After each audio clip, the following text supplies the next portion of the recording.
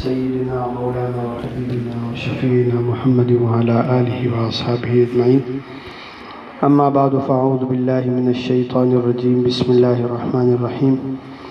وبشر الصابرين الذين إذا أصابتهم مصيبة قالوا إنا لله وإنا إليه راجعون أولئك عليهم صلوات من ربهم ورحمة وأولئك هم المهتدون. صدق اللہ العظیم. قرآن کریم کے اندر اللہ رب العزت ارشاد فرما رہے ہیں کہ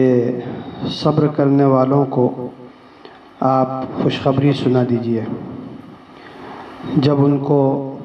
کوئی مصیبت پیش آتی ہے تو وہ کہتے ہیں انا للہ و انا الیہ راجعون. ہم اللہ کے ہیں اور ہم کو اللہ ہی کی طرف لوٹ کر کے جانا ہے.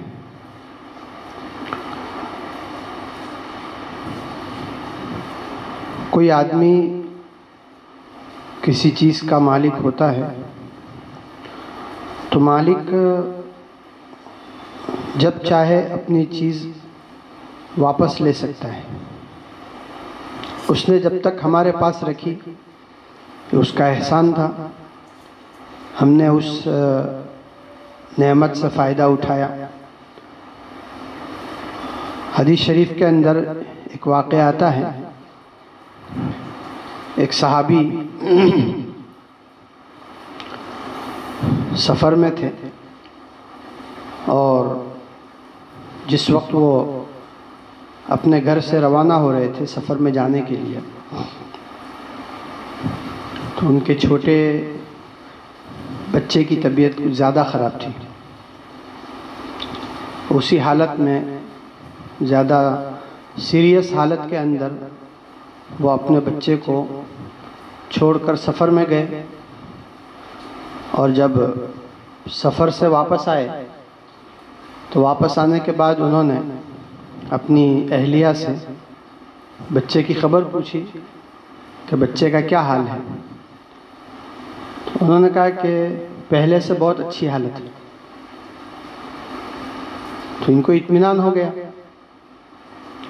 اور سفر سے آئے تھے، اپنا نہا دھو کر کے کھانا وانا کھا کر کے اپنی اہلیہ سے ملاقات بھی کی. صبح جب سو کر کے اٹھے تو ان کی اہلیہ نے ان سے ایک مسئلہ پوچھا کہ مجھے آپ ایک مسئلہ بتائیے. مسئلہ یہ ہے کہ ایک آدمی نے اپنی کوئی چیز استعمال کرنے کے لیے آپ کو دی اور آپ اس کو استعمال کر رہے ہیں. پھر تھوڑے دنوں کے بعد وہ آدمی آپ سے اپنی وہ چیز واپس مانگتا ہے تو اس کو واپس مانگنے کا حق ہے کہ نہیں؟ انہوں نے کہا کہ کیوں حق نہیں ہے، ضرور حق ہے. چیز اس کی ہے، اس نے ہم کو اتنے دن استعمال کرنے کے لیے دی تو اس کا احسان ہے. اب جب وہ واپس مانگ رہا ہے، اس کو اس کی ضرورت ہے تو واپس مانگ سکتا ہے. واپس مانگنے میں کیا برائی ہے؟ تو اس پر ان کی اہلیہ نے کہا کہ اللہ تعالیٰ نے جو چھوٹا سا پھول جیسا بچہ ہم کو دیا تھا وہ اللہ تعالیٰ کی ایک نعمت تھی اور جب اس نے چاہا ہم سے واپس لے لیا. تو ان کو بڑا عجیب سا لگا. انہوں نے کہا کہ تم نے مجھ کو بتایا نہیں. میں نے پوچھا کہ خیریت سے ہے، اچھا ہے؟ تم نے کہا پہلے سے اچھا ہے. انہوں نے کہا پہلے سے اچھا ہے، دنیا میں تھا، بیمار تھا، اس کو تکلیف ہو رہی تھی، ہم کو اس کی وجہ سے تکلیف ہو رہی تھی. اب تو وہ ہمارے لیے ذخیرہ بن گیا، اس کی سانس بند ہو گئی، اس کی تکلیف دور ہو گئی اور ہمارے لیے آسانی ہے کہ وہ ہمارے لیے آخرت میں کیا بن گیا؟ ذخیرہ بن گیا. ہمارے لیے جا کر کے سفارش کرے گا اللہ تعالیٰ کے یہاں. دنیا کے اندر انسان کو جتنی بھی ناگوار باتیں پیش آتی ہے، غم کی خبریں، دکھ کی باتیں جو انسان کو پیش آتی ہے، انسان اگر اس کے اوپر صبر کرتا ہے اور اپنے جذبات کو قابو میں رکھتا ہے تو اس صبر کے نتیجے میں اس کو اللہ رب العزت کا ایک خاص قرب نصیب ہوتا ہے اور اس کا جو بدلہ ہے، اس کا جو ثواب ہے صبر کا، صبر کا جو بدلہ ہے، ایک تو ان اللہ مع الصابرین، اللہ کی معیت، اور دوسری چیز جو ہے انما یوفی الصابرون اجرہم بغیر حساب، صبر کرنے والوں کو جو ان کا بدلہ دیا جاتا ہے، اجر جو دیا جاتا ہے وہ بے حساب دیا جاتا ہے، اس کا کوئی حساب نہیں ہو، یعنی دوسرے اعمال کے اوپر کیا ہے بھئی، مثل الذین ينفقون اموالهم فی سبیل اللہ کمثل حبۃ انبتت سبع سنابل فی کل سنبلۃ مئۃ حبۃ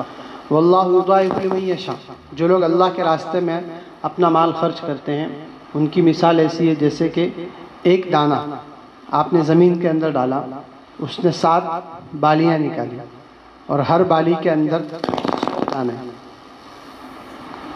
تو یہ یعنی ایک نیکی کے اوپر گویا آپ کو 700 نیکیاں ملتی ہے۔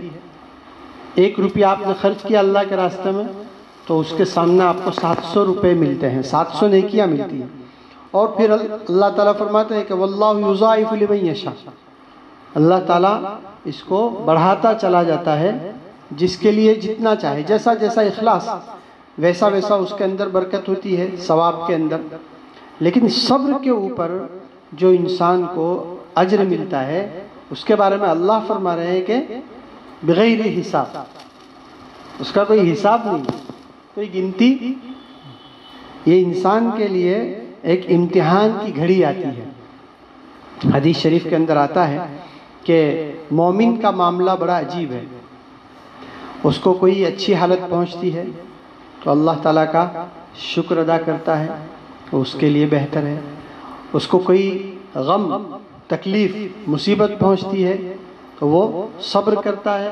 تو یہ صبر اس کے لیے بہتر ہوتا ہے۔ یہ بھی حدیث شریف کے اندر آتا ہے کہ اللہ تعالیٰ کسی انسان کے لیے جنت کا ایک درجہ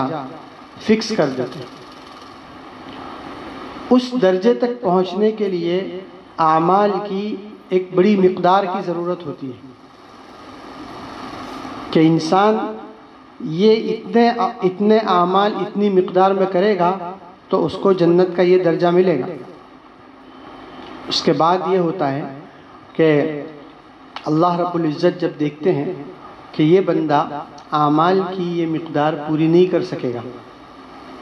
تب اس کا مطلب تو یہ ہے کہ جب اعمال کی وہ مقدار پوری نہیں کر سکے گا تو جنت کا وہ جو درجہ اس کے لیے رکھا ہے اس تک وہ پہنچ نہیں سکے گا، تو اللہ رب العزت اس کا حساب اس طرح کہ اس کے اوپر کوئی مصیبت بھیجتے ہیں اور اس پر اس کو صبر کی توفیق عطا فرماتے ہیں، تو اس مصیبت پر صبر کے نتیجے میں وہ جو اعمال کی مقدار باقی رہ گئی ہوتی ہے وہ پوری ہو جاتی ہے، اور اس کا جو جنت کا درجہ اللہ تعالیٰ کی طرف سے مقرر کیا ہوتا ہے وہ اس کے لیے طے ہو جاتا ہے۔ اس لیے جو حادثہ ہوا ہے، حاجی صاحب کا انتقال ہوا ہے، اللہ تعالیٰ ان کی مغفرت فرمائے، اللہ ان کے درجات بلند فرمائے، ان کی حسنات قبول فرمائے، ان کی سیئات سے درگزر فرمائے، اور آپ سب حضرات کو اللہ تعالیٰ صبر جمیل اجر جزیل عطا فرمائے۔ جو خوبیاں، جو عادتیں، اچھی چیزیں ان کی زندگی کے اندر تھیں، بس انہی عادتوں کو، ان خوبیوں کو اپنے اندر اتار کر کے ہمیں ان کے لیے صدقہ جاریہ بننا ہے۔ حدیث شریف کے اندر آتا ہے کہ انسان جب دنیا سے جاتا ہے تو اس کے اعمال کا سلسلہ منقطع ہو جاتا ہے، اعمال کی فائل بند۔ حاجی صاحب تھے، نمازیں پڑھتے تھے، ذکر کرتے تھے، تلاوت کرتے تھے، تسبیحات پڑھتے تھے، ابھی ان کے جانے کے بعد ان کی فائلیں کیا ہو گئی؟ بند ہو گئی، اعمال کا سلسلہ بند ہو گیا۔ لیکن ابھی 3 باتیں ایسی ہیں جن سے ان کے اعمال کا سلسلہ جاری رہ سکتا ہے۔ ایک تو یہ کہ علم ينتفع به، کوئی علم وہ چھوڑ کر گئے جس سے بعد کے لوگ فائدہ اٹھاتے ہیں۔ مولانا عیسیٰ ہیں، ان کو عالم بنایا، کسی کو حافظ بنایا، اب وہ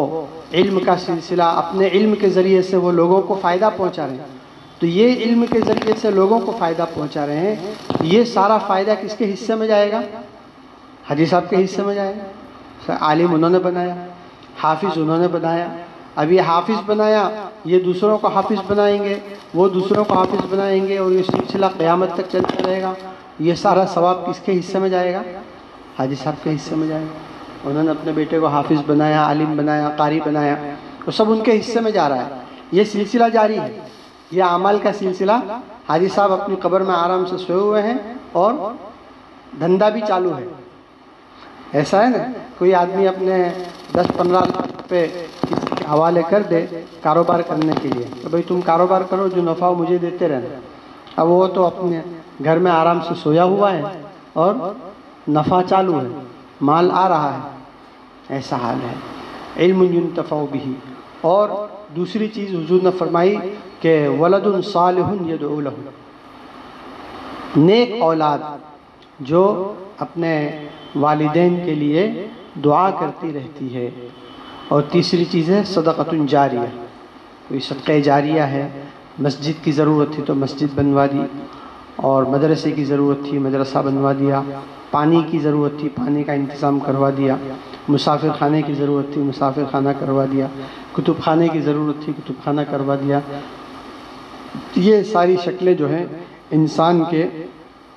دنیا سے جانے کے بعد بھی اس سلسلے کو جاری رکھتی ہے۔ تو اللہ تعالیٰ نے آپ لوگوں کو ایک اچھا باپ عطا فرمایا، جنہوں نے آپ کی بہترین تربیت کی، اہل اللہ سے،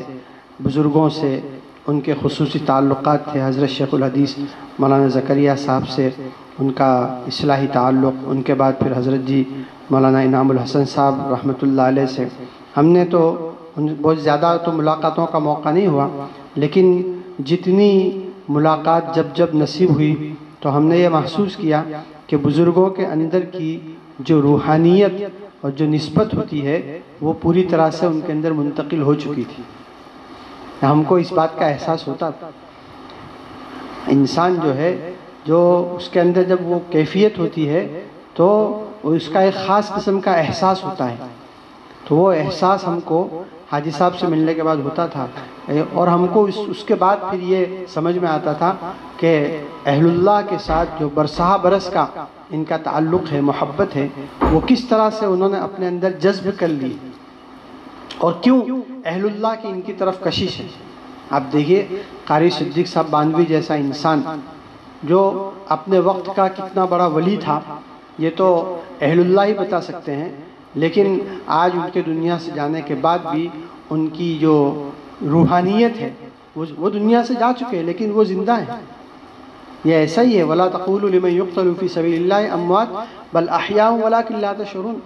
تو آپ کے یہاں قاری صدیق صاحب باندھوی جیسے ولی صفت انسان تشریف لاتے تھے، آپ حضرات کو، آپ کے والد صاحب کو ان کی میزبانی کا، مہمان نوازی کا شرف حاصل ہوا ہے۔ ہم نے بھی اپنے بچپن میں یہاں آ کر کے قاری صدیق صاحب کے ساتھ ہمارا بھی آنا ہوا ہے، ہم نے اس چیزیں اپنی آنکھوں سے دیکھی ہے۔ اب وہی ساری چیزیں جو ہیں آپ حضرات کو گویا ایک عملی سبق آپ کو سکھا کر گئے، اس سلسلے کو آپ کو جاری رکھنا ہے۔ اہل اللہ سے، علماء سے ملنا جلنا، ان کا آپ کے یہاں آنا جانا ہو، اور ان سے اپنی زندگی کے اندر تبدیلیاں، اپنے گھروں کے اندر اور اپنی زندگیوں کے اندر دینی اسلامی شرعی تعلیمات کو عملی طور پر پیدا کرنا، اپنے بچوں کو شریعت اور سنت کے سانچے میں ڈھالنے کا پورا اہتمام کرنا ہے، اس کی کوشش کرنی ہے۔ وہ جیسا چاہتے تھے آپ لوگوں کے بارے میں، آپ کے بچوں کے بارے میں، اس کی پوری کرنی ہے، اور شریعت اور سنت کے خلاف جتنی بھی چیزیں ہو سکتی ہیں ان سے اپنے آپ کو بچانا ہے، اور اللہ تعالی ہم سب کو اس پر عمل کی توفیق عطا فرمائے، اور اللہ تعالی ہم سب کو ان کا نعم البدل عطا فرمائے، اور ان کی جو تعلیمات تھی، ان کی جو اچھی عادتیں تھیں، ان کے اندر جو اوصاف و کمالات تھے، ان اوصاف و کمالات کو اللہ تعالی ہماری زندگیوں کے اندر، ہمارے جسموں کے اندر، ہماری روحانیت کو، ان کی روحانیت سے گویا مستفید ہو کر کے اس کا فائدہ ہمیں زندگی بھر نصیب فرمائے۔ آخر دعوانا ان الحمدللہ رب العالمین۔ آپ لوگوں نے،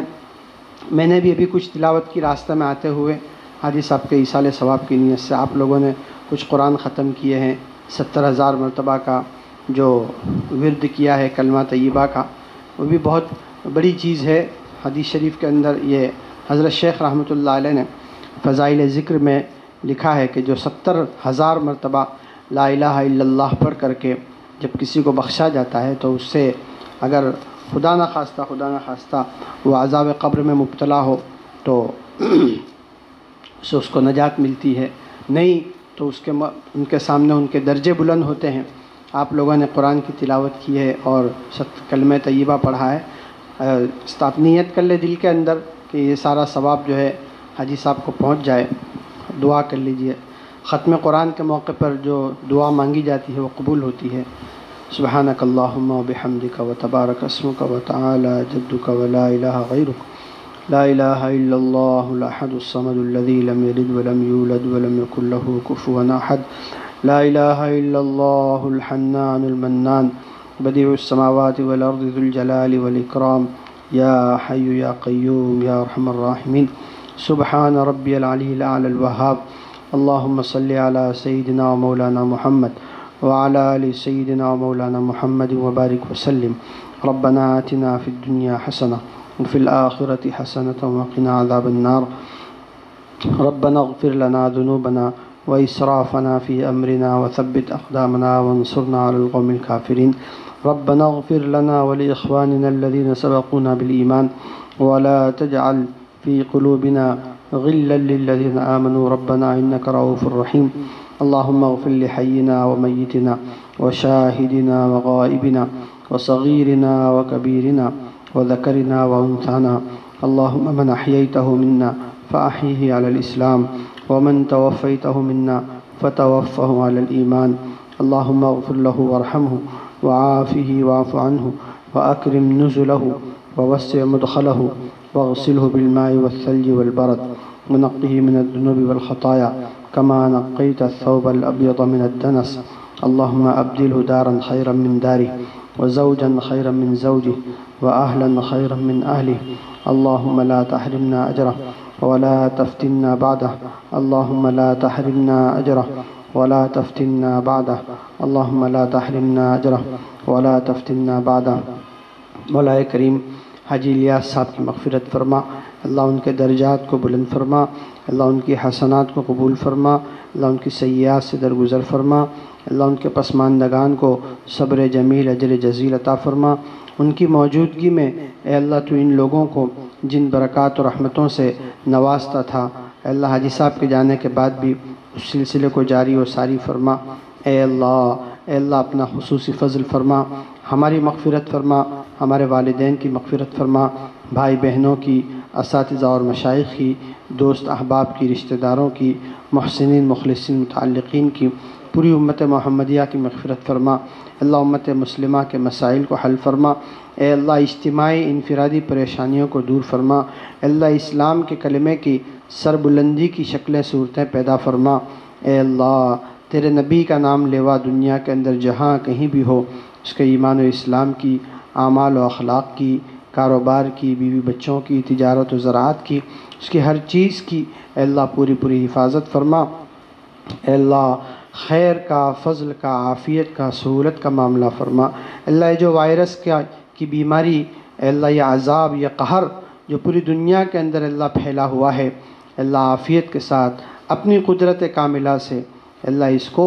اٹھا لے، اللہ اسے عافیت کے ساتھ اٹھا لے۔ اللہم ارفع عنا البلاء والوباء، اللہم ارفع عنا البلاء والوباء، اللہم ارفع عنا البلاء والوباء، اللہم انا نعوذ بک من البرص والجنون والجذام وسیء الاسقام، اللہم انا نعوذ بک من البرص والجنون والجذام وسیء الاسقام، اللہم انا نعوذ بک من البرص والجنون والجذام وسیء الاسقام۔ اللہ تمام بچوں کو عقائد حقہ، علوم نافعہ، اعمال صالحہ اور اخلاق فاضلہ سے مالا مال فرما۔ برے عادات و اطوار سے، برے کردار و گفتار سے، اللہ برے اخلاق سے، برے لوگوں کی بری عادتوں کا نشانہ بننے سے اللہ ان کی پوری حفاظت فرما۔ اپنی شان ربوبیت سے اللہ ان کی بہترین تربیت فرما کر ان کو آنکھوں کی ٹھنڈک، دلوں کا سرور اے اللہ، اور اپنے والدین کے لیے صدقہ جاریہ بنا۔ ہم سب پر اللہ اپنا خصوصی فضل فرما، ہمارے بیماروں کو شفا عطا فرما، پریشان حالوں کی پریشانیاں دور فرما، حاجت مندوں کی حاجتیں پوری فرما، مقروضوں کے قرضوں کے ادائیگی کی شکلیں پیدا فرما، بے گھروں کو گھر عطا فرما، بے سہاراؤں کو سہارا عطا فرما، بے روزگاروں کو حلال روزگار عطا فرما، بے نکاحوں کے نکاح کا غیب سے سامان فرما، جن کی ازدواجی زندگیاں تلخیوں کا شکار ہیں اللہ ان کو ازدواجی زندگی کی حقیقی مسرتوں اور خوشیوں سے مالا مال فرما، جن کی اولادیں نافرمان ہیں ان کو تو تیرا اور ان کے ماں باپ کا مطیع و فرما بردار بنا دے، قید و بند میں محبوسوں کو رہائی نصیب فرما، جو جس مصیبت میں گرفتار ہے اے اللہ اس کو اس سے نجات عطا فرما۔ اللہ ہمارے متعلقین میں اور غیر متعلقین میں جتنے بھی بندے اس وقت اے اللہ کورونا وائرس کی وجہ سے سیریس حالت میں ہیں، جن کی حالت نازک چل رہی ہے، اللہ صورت کے اندر ہمارے خالد بھائی چاندی والے ہیں اور جتنے بھی لوگ ہیں اللہ سب کو عافیت کے ساتھ سہولت کے ساتھ اپنی قدرت کاملہ سے جلد از جلد شفائے کامل عاجل دائم مستمر عطا فرما۔ اللہ ان کی زندگیوں کو لمبا کر دے، اللہ ان کو عمر دراز عطا فرما، عافیت کا معاملہ فرما، سہولت کا معاملہ فرما، رحم کا معاملہ فرما، اے اللہ اپنے فضل کا معاملہ فرما، اے اللہ ہمیں اپنے نیک صالح اور مخلص بندوں میں سے بنا لے، اے اللہ برے خاتمے سے ہماری پوری پوری حفاظت فرما، اپنی رضا و محبت و معرفت نصیب فرما، اے اللہ اپنی رضا اور معرفت کے انوار سے ہمارے قلوب کو منور و معمور فرما،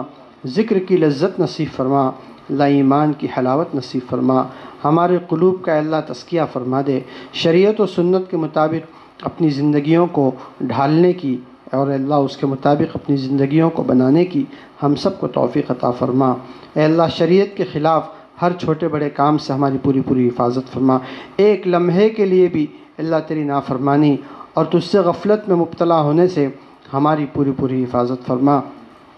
اے اللہ علم نافع عطا فرما، عمل صالح عطا فرما، برکت والی آسان حلال کشادہ روزی عطا فرما، اللہ کاروبار میں خیر و برکت مقدر فرما، ہر قسم کے حادثات سے گھاٹے سے نقصان سے اے اللہ نظر بد سے حاسدوں کے حسد سے شریروں کی شرارت سے فتنوں کے فتنے سے بدخواہوں کی بدخواہی سے ریشہ دوانوں کی ریشہ دوانیوں سے بری نظر والوں کی بری نظر سے اللہ پوری پوری حفاظت فرما، اپنا خصوصی فضل فرما، اے اللہ اس موقع پر جو کچھ مانگنا چاہیے نہیں مانگ سکے بغیر مانگے عطا فرما، حضور اکرم صلی اللہ علیہ وسلم نے جتنی خیر و بھلائیاں مانگی ہیں ہمیں اور پوری امت کو عطا فرما، جن شرور و برائیوں سے پناہ چاہیے اللہ ان سے پوری پوری حفاظت فرما، اے اللہ ان تمام کے بچوں کی اہل و عیال کی متعلقین کی رشتہ داروں کی اللہ اپنی خصوصی حفاظت